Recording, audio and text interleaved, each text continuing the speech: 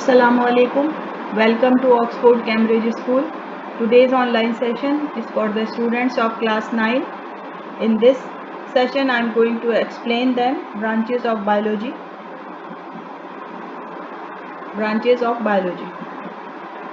First of all, I will describe you about science. Definition of science. Science from the Latin word scientia meaning knowledge. Science जो है वो एक Latin word scientia से लिया गया है जिसके मायने हैं नॉलेज यानी इल्म. It is a systematic enterprise that builds and organises knowledge in the form of testable explanations and predictions about the universe. ये हमारी कायनात के बारे में एक जो एक ऐसी एक्सप्लेनेशन है जो मुख्तलिफ टेस्टों और प्रिडिक्शंस की बुनियाद पे रखी गई है. ठीक है. और science is an organise form of knowledge और सिस्टमैटिक नॉलेज. ये एक इल्म की जो है एक सिस्टमैटिक फॉर्म है नॉलेज की, इल्म की. ठीक है. This is knowledge through process. ये एक ऐसी नॉलेज है जो हमें प्रोसेस से यानी बाकायदा एक अमल के ज़रिए वजूद में आई है. ठीक है. The word biology is the combination of two Greek words, bios mean life and logos mean study. Biology का जो वर्ड है ये दो ग्रीक वर्ड से मिलकर बना है. बायोस का मतलब है लाइफ और logos mean study. So biology is the branch of science which deals with the study of living objects and their life processes. तो बायोलॉजी जो है साइंस की एक ऐसी ब्रांच है जिसमें हम तमाम जानदारों के जो है वो ज़िंदगी के जो उनके प्रोसेसेस होते हैं, लाइफ को उनकी ज़िंदगी को कायम रखने के लिए जो भी अवामिल होते हैं, जो कुछ भी प्रोसेसेस होते हैं, वो हम बायोलॉजी में जो है वो स्टडी करते हैं. It covers all aspects of the study of living creatures like growth, structure, occurrence, classification, ecology, economics, importance, external form, organization, internal structure, nutrition, among others. ये तमाम जितने भी जानदारों होते हैं दुनिया में, जितने भी जानदार हैं, ठीक है, उनकी ज़िंदगी के तमाम पहलुओं को बताती है, ये कवर करती है, जिसमें उनकी ग्रोथ आती है यानी उनकी नशोनुमा कैसे होती है, उनका स्ट्रक्चर क्या होता है यानी उनकी साख कैसी, अक्यूरेंस वो कहाँ पे पाए जाते हैं, उनकी मुख्तलिफ क्लासेस कौन सी हैं और उनका माहौल जहाँ पे वो रहते हैं वो किस तरह का है. ठीक है. एक्सटर्नल फॉर्म यानी उनके बाहर से उनके आज़ा कैसे हैं. ऑर्गेनाइजेशन, इंटरनल स्ट्रक्चर अंदर से उनका आज़ा कैसे हैं. ठीक है. और न्यूट्रिशन यानी उनकी ग़िज़ा में कौन कौन सी चीज़ें शामिल हैं. ये तमाम चीज़ें जो हैं वो हम बायोलॉजी में पढ़ते हैं. यानी एक जानदार से, जिंदा जानदार से मुतालिक जो चीज़ें हैं, उसकी ज़िंदगी के जितने भी अवामिल हैं, वो सब जो है वो हम बायोलॉजी में कवर करते हैं. इसमें इन जानदारों में कौन आते हैं, इसमें इंसान भी आते हैं, जानवर भी आते हैं और पौधे भी आते हैं. A term biology was coined by Jean-Baptiste Lamarck.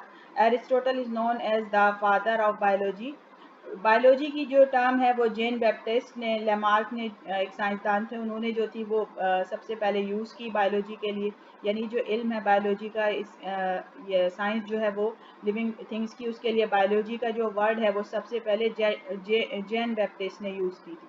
Aristotle, जिसे उर्दू में हम अरस्तू भी कहते हैं, is known as the father of biology. इनको बायोलॉजी का फादर कहा जाता है. बायोलॉजी की बच्चों मुख्तलिफ ब्रांचेज़ हैं. मेन ब्रांचेज़ जो हैं वो इसकी 3 हैं, जिसमें ज़ूलॉजी, बॉटनी और माइक्रोबायोलॉजी जो है वो, ये 3 मेन ब्रांचेज़ हैं इसकी. तो सबसे पहले मैं आपको मेन ब्रांचेज़ के बारे में पढ़ाऊँगी. ठीक है.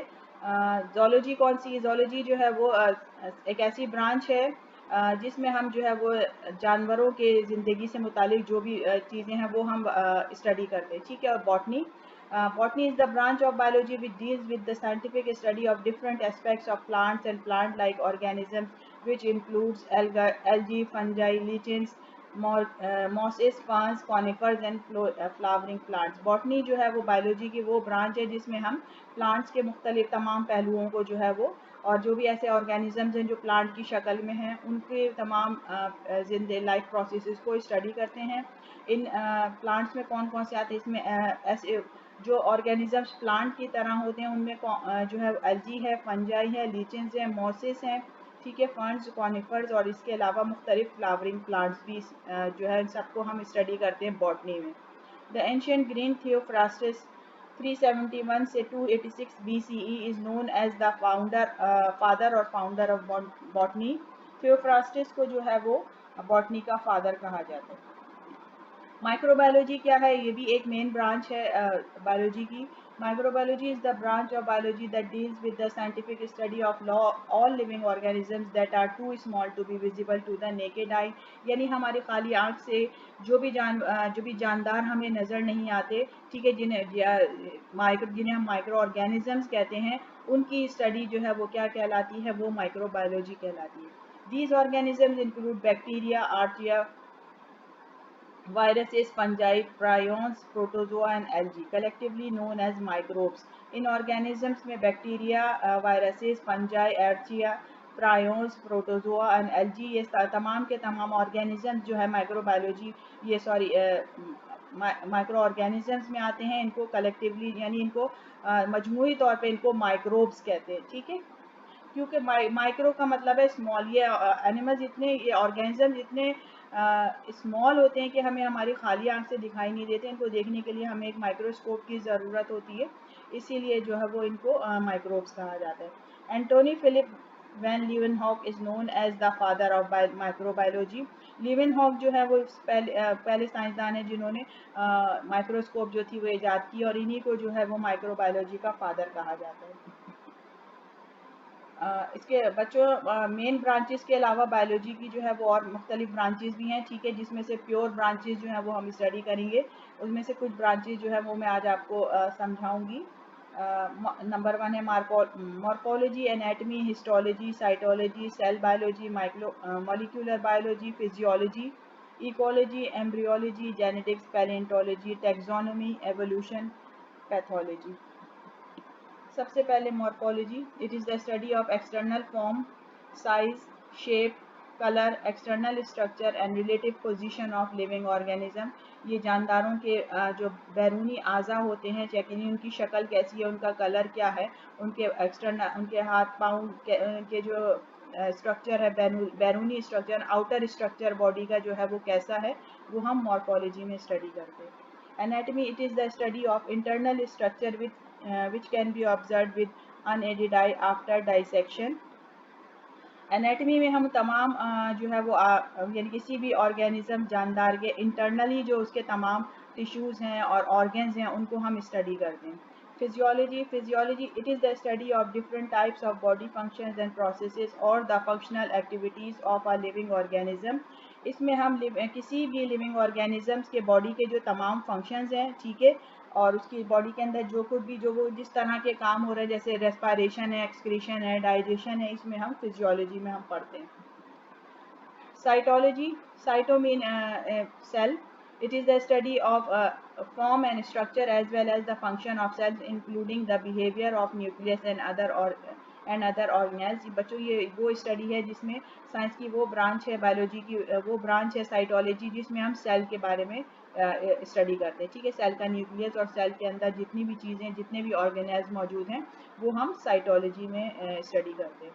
Histology, histo means tissue, it is the study of tissue organization and structure as observed through light microscope। इसमें हम मुख्तलिफ टिश्यूज़ के बारे में पढ़ते हैं, यानी वो किन सेल से मिलकर बने हैं, उनकी स्ट्रक्चर क्या है, वो सेल, उनकी सेल किन किन टाइप्स के सेल से मिलकर बने हैं, यानी टिश्यूज़ की जो स्टडी है वो हिस्टोलॉजी कहलाती है। Embryology, it is the study of fertilization, growth, division and differentiation of the zygote into embryo or early development of living being before the attainment of structure and size of the offspring।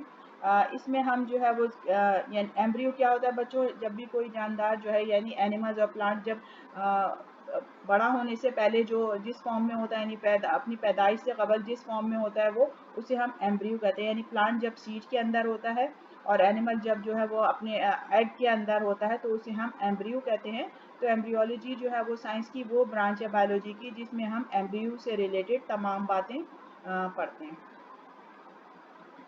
Taxonomy, it is the science of identification, nomenclature and classification of organisms. ये तमाम organisms की इसमें हम classification जो है वो पढ़ते हैं, यानी ऑर्गेनिजम्स को किस तरह डिवाइड किया गया है, किस तरह उनको डिफरेंट नाम दिए गए हैं, एनिमल्स को और प्लांट्स को। इसमें एनिमल्स और प्लांट्स की मुख्तलिफ क्लासेस को स्टडी करते हैं। Taxonomy. Genetics, it is the study of inheritance of characters or heredity and variation। Heredity is the study of expression and transmission of traits from parents to offspring।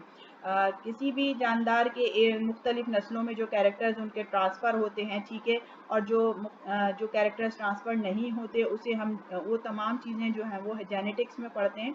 Heredity क्या है? Heredity का मतलब है जो किसी parents में जो characteristics हैं वो उनके जो बच्चों में ट्रांसफ़र होने का जो हम हेरिडिटी कहते हैं, ठीक है।